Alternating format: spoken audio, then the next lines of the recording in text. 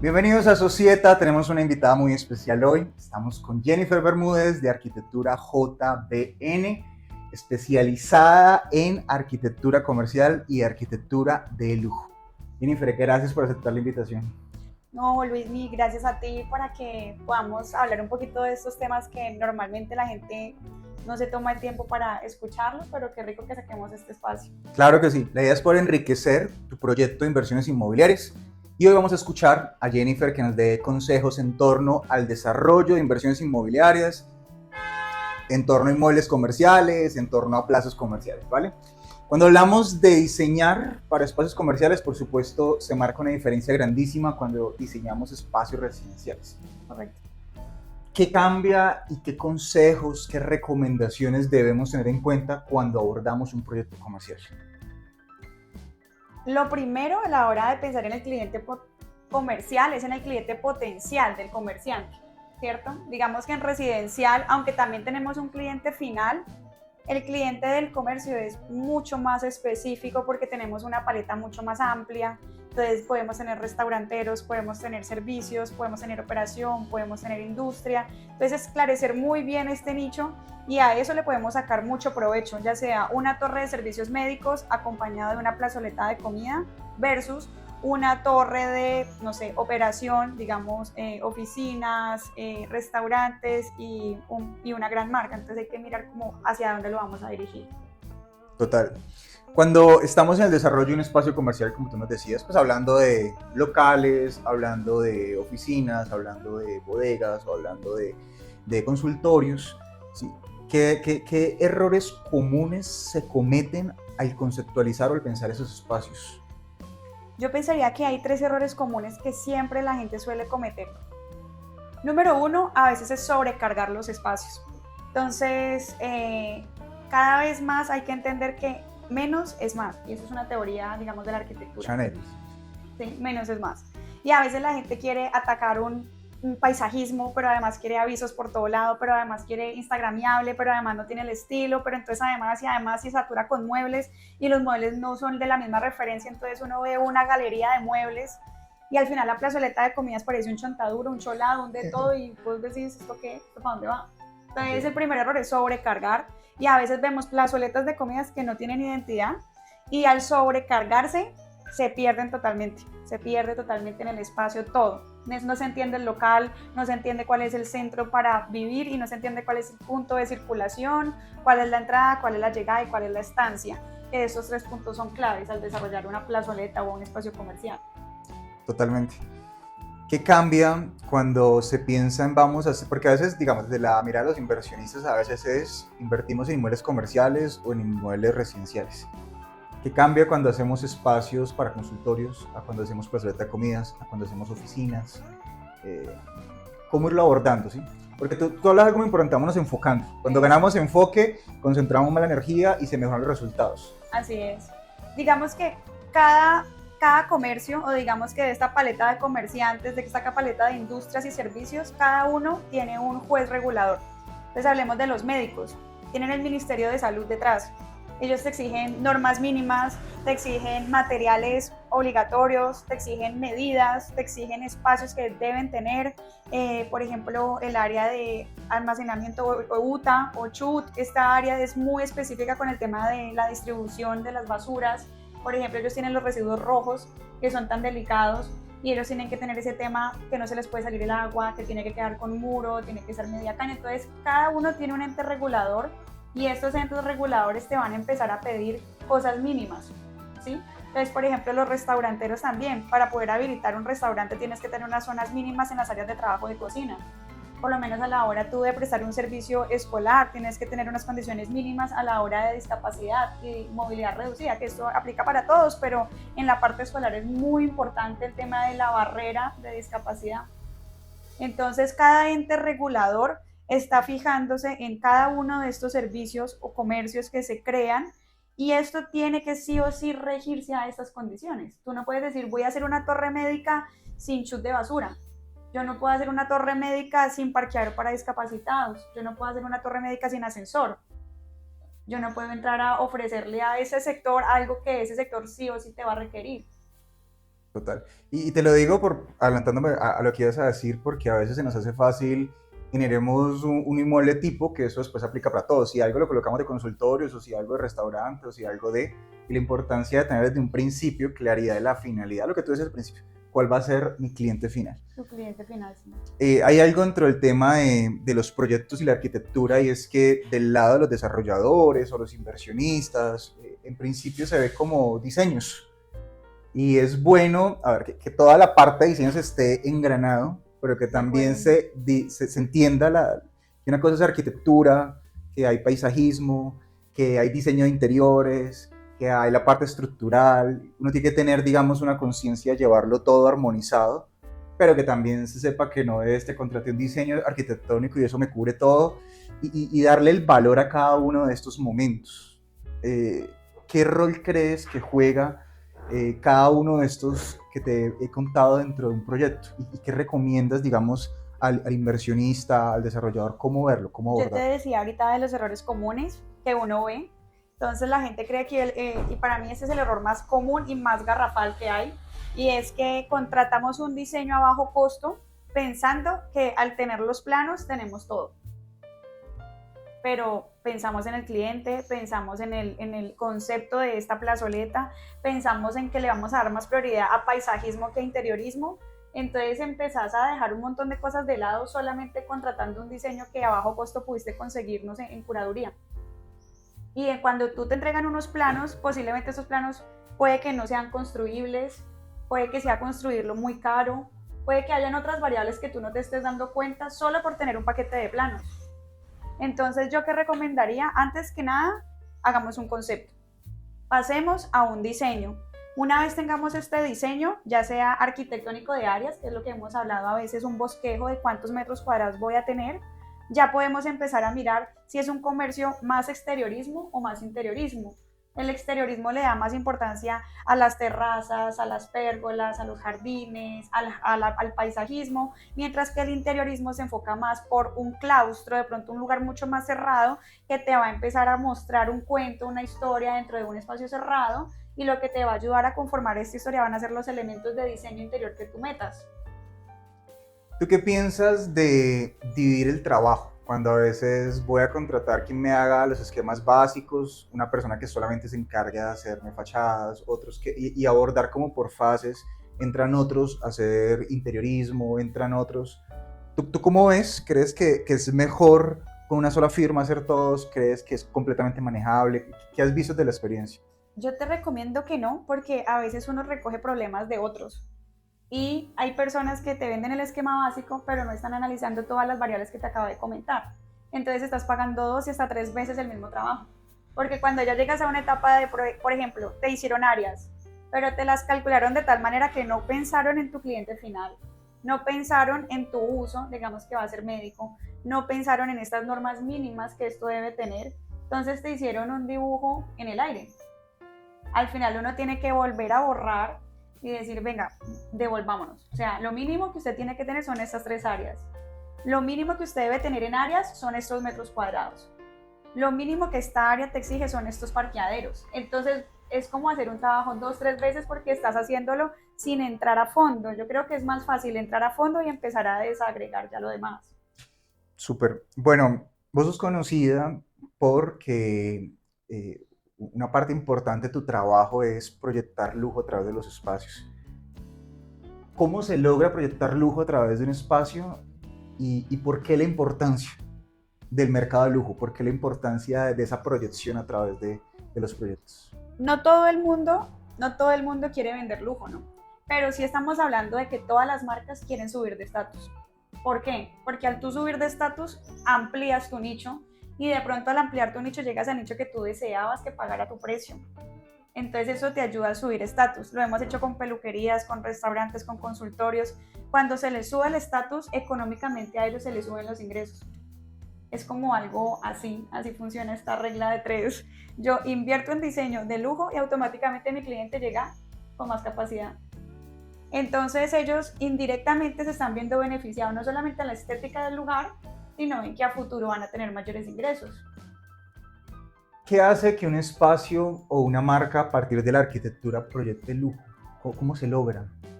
Digamos que esa es como la receta de las hamburguesas. Ya te estoy pidiendo que nos des tu No, secreto. ni siquiera lo sabría cómo describir. Atentos todos para copiar. Uno, dos, tres, no. La respuesta realmente yo creo que es ser muy fiel a tu identidad, pero exquisito, ¿sí? Porque no es lo mismo tú mostrar a McDonald's con un montón de cosas que no hacen parte de McDonald's a mostrar a McDonald's tal y como es. O sea, mostrar a McDonald's es un logo amarillo con rojo que tiene un porqué, una M gigante que tiene un porqué y un payaso que tiene un porqué. O sea, son elementos que están ahí por una razón. Entonces, sí es que toda esta conceptualización de marca es tan importante y al final lo que uno hace es limpiar lo que sobre, quedarnos con la conceptualización y a esto darle fuerza. Ya. No sé si Quisiera, respondí sí, la pregunta. no, sí, es muy válido. Quisiera preguntarte por buenas prácticas y ojalá a partir de casos que te han sucedido, digamos, por fuera de la entrevista, en las conversaciones es muy común cuando vos me decís, mira que con tal marca hicimos esto y logramos tal cosa. Eso a mí me parece muy interesante. Entonces, ¿qué buenas prácticas se tienen en la mente en este momento? Cambios que hiciste con ciertos espacios, con ciertos sectores y crees que dio un muy buen resultado. Te voy a contar, por ejemplo, el caso de una doctora. En estos días le contaba a un amigo. Una doctora me llama y me dice, quiero un consultorio totalmente negro. Y todos los demás decían, no, está loco, doctor, no, se nos va a dañar la clínica, la estética, no sé qué. Y a mí me dijo, ¿qué piensas? Yo le dije, vamos, ¿es tu identidad? Vamos. Y cuando hicimos la transformación del consultorio negro, no solamente era el negro, claro, un consultorio pared negra, techo negro, piso negro, sin luces, sin nada, pues uno dice qué miedo. Pero lo hicimos de tal manera que él quedó como el único, yo creo que el único médico de Cali que tiene un consultorio totalmente negro. Él no solamente tiene uno, tiene 4 consultorios con recepción, todo es negro. Y es porque la identidad de él es el negro. El logo es negro, ella siempre se viste de negro, él siempre se viste de negro, son una pareja. Y cuando es el resultado final de cómo ellos empezaron donde no había nada negro, y ahora cuando ya transformamos la identidad y la volvemos un espacio tangible, con este concepto tan fuerte, porque el color negro es muy fuerte, y le damos ese poder a esa imagen, pues ves la diferencia y después puedes montar el antes y el después. Te les puedo compartir las fotos de cómo se ve un consultorio negro donde nadie daba un peso y hoy es un hit en el Guinness. Buenísimo. Bueno, vamos recapitulando eso porque has votado cosas muy interesantes. ¿Por dónde empieza un trabajo de diseño arquitectónico exitoso? Por enfocarte en quién va a ser el usuario final de ese espacio. Correcto. Poder, en la medida que ganas enfoque, canalizas energía y estás más cerca de resultados exitosos. En segundo lugar, hablabas de ser muy conscientes de la normatividad que aplica para cada sector, ¿sí? Entender que no necesariamente los inmuebles comerciales son cajas cuadradas que sirven para todo. Entender que hay normas para el sector médico, para el sector de alimentos, como recapitulando ideas. Tercer lugar, me parecía muy interesante el tema de que pensar en proyectar lujo a partir del espacio te permite apalancar el crecimiento de tu organización, de tu empresa, te facilita subir bueno, más que subir, cambiar hacia tal vez un público objetivo con disponibilidad de pagar más. Te vuelve una herramienta comercial, una inversión, ¿sí? Una inversión que no necesariamente es que necesito la arquitectura como un básico, sino que es estratégica la arquitectura y que se me convierte en un retorno de dinero. Muy interesante también el tema de partir de la identidad. Me gusta el hecho de el lujo no lo da un color. Parte de tu identidad y de tu identidad tú proyectas. Así parece incoherente. Así un consultorio negro no esté en las normas establecidas, a partir de ahí se puede lograr esa proyección. Qué interesante. Quisiera, digamos, como para ir cerrando, preguntarte de los sectores, digamos, comunes de inmuebles comerciales, consejos básicos. Por ejemplo, te hablo de locales comerciales, cosas que tengan en la mente, ten en cuenta esto. Para locales comerciales yo te buscaría una zona caliente, donde ya hayan más locales comerciales, donde tú no seas el único en el barrio. Digamos que la competencia es sana, entonces yo pienso que eso también te permite destacarte. Ya. Entonces, si tú entras a un barrio solo, no es lo mismo a que si entras a un centro comercial y tú te destacas por ser el más lindo, por ser el que más ambiente da, por ser el que más cálida experiencias te genera. Entonces, pienso que a mis clientes y a mí, a las personas con las que yo trabajo, les ha funcionado mucho destacarse de esta rueda. Chévere, muy interesante. Porque llego a un sitio ya posicionado estudio qué tienen los que ya están ahí con el propósito de te voy a superar, o sea, lo voy a hacer mejor, me voy a apalancar lo que ya tenés para hacer visible que soy mejor que tú, a través del diseño. A través de una alianza que ellos consideran el diseño. Está bueno, ¿Sí? está bueno. Porque yo veo que aunque les puede ir bien estando solos en el área, les va mucho mejor cuando los comparan y dicen, no, es que para ir a este restaurante o a este mejor voy a este, que tiene los mismos precios, pero es mucho más agradable, es instagramiable, además tiene ventilación, además tiene iluminación cálida, además el sonido no te aturde, entonces todas estas variables te ayudan a tomar decisión a ti como cliente. Recomendación para temas de restaurantes. Paleta de colores, uso de los espacios, mesas, ¿te tiene algo a la mente? Yo no recomiendo uso de paletas de colores porque eso va muy ligado a lo que te decía de la imagen de marca. Y es más, antes de yo sentarme a diseñar, reviso si la imagen de marca a mí me llama o me dice algo, porque si a mí no me dice nada, yo le digo, a esto a los demás no les va a decir nada. ¿Sí? Yo le hablo primero como cliente y luego como arquitecto. Yo soy Dios, a mí no me dicen nada. No, pero interesante porque incluso a partir de lo que me dices, una vez llegó una marca a cambiar su logo por eso. O sea, así es. Qué interesante. Así fue con la peluquería. El Corte del Sur en autopista tenía el logo, yo te conté, de 15 años, 20 años, y cuando se posicionaron en Pance, que construimos los 4 pisos del Beauty Center, este logo estaba obsoleto, porque iba a un barrio, a un estrato, iba con un concepto totalmente moderno, totalmente limpio. Entonces yo les decía, es como ponerse unos zapatos Adidas con una camiseta, ¿sí? O sea, vos le dijiste a ellos, tu logo está obsoleto y tu logo es como una camiseta. Sí, y ellos me dijeron, ¿verdad? Y cuando lo analizamos a fondo se dieron cuenta que sí. Y de verdad funcionó mucho haber hecho esta transformación, porque aunque en autopista lo siguen usando, ahorita en Pance esa es su marca, o sea, SDS, el Corte del Sur. Es mucho más estilizado este logo, dice más, pero muestra menos. Entonces, aquí se creó un concepto distinto al que ya teníamos. En su época este funcionó muy bien, pero digamos, estamos avanzando, estamos evolucionando, no podemos llevarnos lo que nos quedaba bien hace 15 años para adelante. De pronto esto ya hay que mejorarlo. Yo creo que el diseño tiene, y uniendo lo que vos decías, tiene la capacidad de transmitir sin que vos entendás que te está transmitiendo, pero estás encantado. En estos días estábamos comiendo, fuimos a comer a un sitio muy bonito y exclusivo, comida rápida. Y a mí me gustaba el sitio, pero empecé a ver por todas las letras que decía, somos urbanos, pero también somos exclusivos, pero somos calle, pero somos no sé qué, pero somos... Decía, no hay necesidad como que me expliques todo. O sea, como que me parecía chévere hasta que vi tanta explicación, porque como que le mataste la magia, como que me pareció chévere este sitio, pero como que está la necesidad de decir todo, comunicar muchos logos, muchos espacios, mucha saturación, pero me dejó sonando eso. O sea, creo que la arquitectura tiene un reto y es de causar la impresión sin ser tan evidente, y entonces deja la magia. Además da lugar a la interpretación, da lugar a... Me gusta y ni siquiera sé por qué, pero es interesante. Y creo que tiene que haber un poder claro de qué quiero comunicar sin necesidad de ser evidente y saturar. Y también lo que te decía ahorita de la psicología, o sea, la psicología de los espacios y la psicología del color no es porque sí. Todos los colores tienen una fuerza por detrás, todos los espacios, las medidas, si es más largo, si es más ancho, también tiene un porqué, y todo eso se llama psicología del espacio. Y cuando entendemos más a fondo por qué mi público llegó este y yo quería este, porque estamos revisando que hay gente que se siente más cómoda con el negro y hay gente que se siente más cómoda con el blanco, y si tú quieres un público en especial tienes que entender cómo piensa.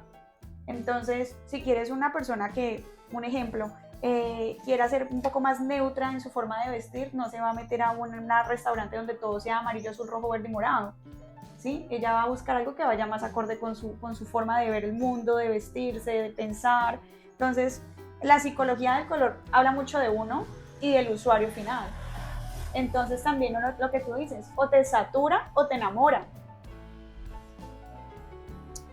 Parece muy interesante porque hablas todo el tiempo de la importancia de saber a quién voy dirigido, y cuando soy consciente, yo todo lo que haga tiene que ser en torno a conquistar mi usuario final. Pero por otro lado hablas de partir de una plataforma y es quién tú eres. O sea, el saber que me voy a dirigir a un público específico tampoco implica negarme a mí como marca o a mí como emprendedor, promotor del proyecto. Y qué bacán a través de la arquitectura hacer ese ejercicio de unir esos dos mundos. Es posible proyectar tu personalidad, tus características más íntimas de manera que llegue a conectar y viabilizarlo hacia tu usuario final. Me parece muy bacano lo que planteaste de cómo pilotear ese viaje a través de la arquitectura y de la gestión de espacios. Jennifer, muchas gracias. Muchas gracias. Vamos a dejar acá igual la información de contacto de Jennifer, si desean contactarla, y bueno, que sea un espacio que se repita. Claro que sí, yo espero haberte podido solucionar dudas, explicar un tema que es este viaje, como tú dices, de experiencias. La arquitectura es como un coqueteo constante entre cliente final y inversionista, entre marca y usuario. Eso finalmente es eso, se reduce a eso. Eso es un coqueteo constante. Qué chévere. Bueno, buenísimo. Si tienen alguna duda, la dejan en los comentarios y yo me encargo de transmitírsela a Jennifer y ponerla a escribir ahí a responder. Ay, no. Un gran abrazo para todos. Chao, gracias.